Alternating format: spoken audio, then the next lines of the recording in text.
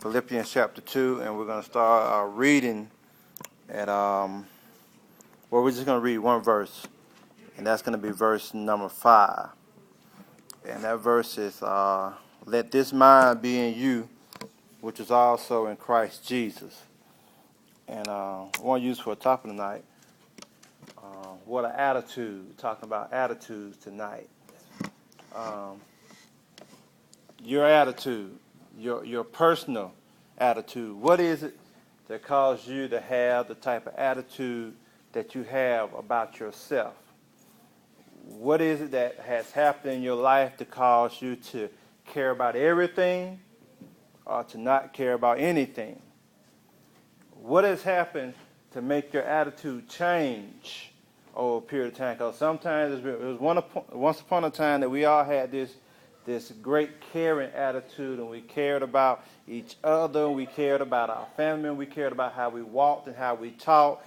We were real mannerable, but somewhere along the line something happened to change our attitudes to the point that we may not have cared. We act unconcerned. We don't care what comes out of our mouth or who we hurt, or we act like we don't get hurt. The attitude, when this comes, the attitude adjustment takes place in your life, you have to go back and research and play back over the things that have happened to you to see where it went wrong. Where did it change? When you were once joyful and you were once happy, you once had peace, now you may feel like it's all chaos and confusion and it's just loss of hope. When you once had joy and something took place and stole your joy, something took place and robbed you of your peace, and now your attitude changes because these circumstances and situations have came in and affected the way you think. In Philippians chapter 2, Paul writes that let this mind be in you that's also in Christ Jesus. It talks about a type of attitude that Jesus Christ had. That Jesus Christ had this attitude that he would take upon himself the form of a servant. He would take upon himself the form of flesh and down the cross for other people's sin. He had the type of attitude about what he had to do as if though that was the only thing he had to do. But guess what? He made a choice. He made a choice. Jesus Christ made a choice. He did not have to do this. You know, he came down from heaven. This is choice. It wasn't that God just said, well, I need you to go. He wanted to go to redeem man. So when he was down here doing his earthly ministry, his goal was to save every person he came in contact with. He had an attitude that you mattered. Each individual mattered. He ministered to people on their own level in different ways. When he talked to the rich young ruler came to him by night, and he talked to him. He expressed that he wanted. He said, "I kept the commandments. I've done this. I've done that. What must I do to be saved?" And Jesus told him he had to sell all his riches, give it unto the poor. Right. So he ministered him on his own level. Then, like the woman at the well who we talked about a few weeks ago, he sat down and he ministered her and he told her all the things about herself, and then he explained to her what she had to do, and a light bulb came on. Her attitude while she was at the well, how she would come in the afternoon when no one else was there. She had this attitude of the situation that had happened in her life that made her not want to be around people because people were talking about her. People called her names. People made her feel bad about herself, so she would choose to walk alone. But when she got there and she finally met Jesus Christ, her attitude changed because she went back to the same people she was trying to avoid. She went back and told everybody in the city to come see a man who had told her everything about herself. And she started a great revival. She helped people's souls get saved because her attitude changed. So once you get in your mind, young man, about the things that have caused you to have, sometimes, just be real, a jacked up attitude. We grown-ups have jacked up attitudes too, but once we find out that thing that caused our attitude to be so funky, so jacked up, so messed up, and we find something to replace that negative stuff with positive stuff. Just because we once were very positive. Think back to you were 9 years old, when you were 8 years old, how innocent you were. How plain life seemed. It was cut and dry to you. But then as you got older, things happened. Things changed in your life. and your attitude started drifting. You started like, whatever, I don't care. And you started smelling yourself and started saying things to your parents and to other people who you thought you would never say. If you were the little kid at 9 then and saw yourself at 13 and things that had changed in your life, you're able to look at yourself, you would not even recognize who you were because you never thought you would be like this. Something has happened in your life, young men. You have to channel into it to see what it is to change your way of thinking, because as long as you think and your attitude is messed up about how much positive are you going to relate to the world. When you walk into a room, people should be able to feel your vibe of love, of kindness, of meekness. They should be able to feel Christ in you.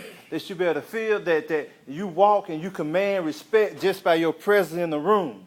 You don't have to say, I deserve respect, if you're walking with an attitude of respect. People automatically give it to you. But if you come in and you carry yourself as if though I don't care, I don't want to be here, and whatever is whatever, no one's going to give you any respect that you so want so bad.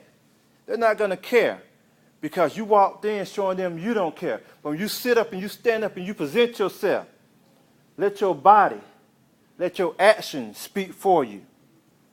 You don't have to stand up telling everyone, oh, I'm a Christian. Your walk should show it. Paul writes, let this mind be in you that's also in Christ Jesus, that he literally, in verse 6, it says, who being the form of God thought it not robbery to equal himself with God, but made himself of no reputation and took upon him the form of a servant and was made in the likeness of men. And being found in the fashion as a man, he humbled himself. He humbled himself. You're talking about someone who once sat in heaven. Someone who once was right there. Someone who had no reason to come down, to be involved. I'm looking at you because of what you did, and you feel so guilty about it right now. But I'm eyeballing you because you know. And that attitude will not get you anywhere in life. He took upon him the form of man, made himself innocent, made himself humble to the point that he walked like a man, he talked like a man, he felt like a man, but he was still yet God. And when you humble yourself, young man, meaning that I know, I don't think more of me than I should. I know that I'm literally nothing without God. I don't even have breath in my body. I can't breathe. I can't walk. I can't talk. If God turned his back on me, if I can humble myself to treat you the way I want to be treated. It's about love. It's about respect. If you humble yourself, I'm not saying you begging for anything. I'm saying humble, which means honestly realizing who you are and what you have and who you are all to. If you have 1 pair of shoes, 2 pair of pants, and 3 shirts, you still owe all that to God. If you have just this shelter over your head, you still owe it to God that you're not in the streets. You know what I mean? It's about your attitude. Take on the attitude, and we always use Jesus Christ as our example. I can use myself as an example, what you're going to find out is that I made a lot of mistakes. I use myself as an example. What you can find out, I made some mistakes some of you have made. The only difference is my attitude changed once I met Christ. Not immediately, because I shared with young men before. It took a while for me to really get on track. I believed, I confessed, I was saved, and I went right back out there in the world after a little while, started doing back some of the same thing to God. Just finally, he made me pump my brakes and really realize, okay, I saved you for a reason. You've been changed for a reason. Now you have to learn how to walk right. You have to learn how to talk right. Not saying I do everything right now, but some things you just have to give up. You just have to walk away from. But it's going to take a change in your attitude. It's going to take a change. So what an attitude you have is what a person's going to say about you. Well, now, it's a great attitude or a messed up one. And people are more willing to help you if you have a positive attitude versus a negative attitude. It goes just like this right here. A person with a great attitude, they're willing to bend over backwards for.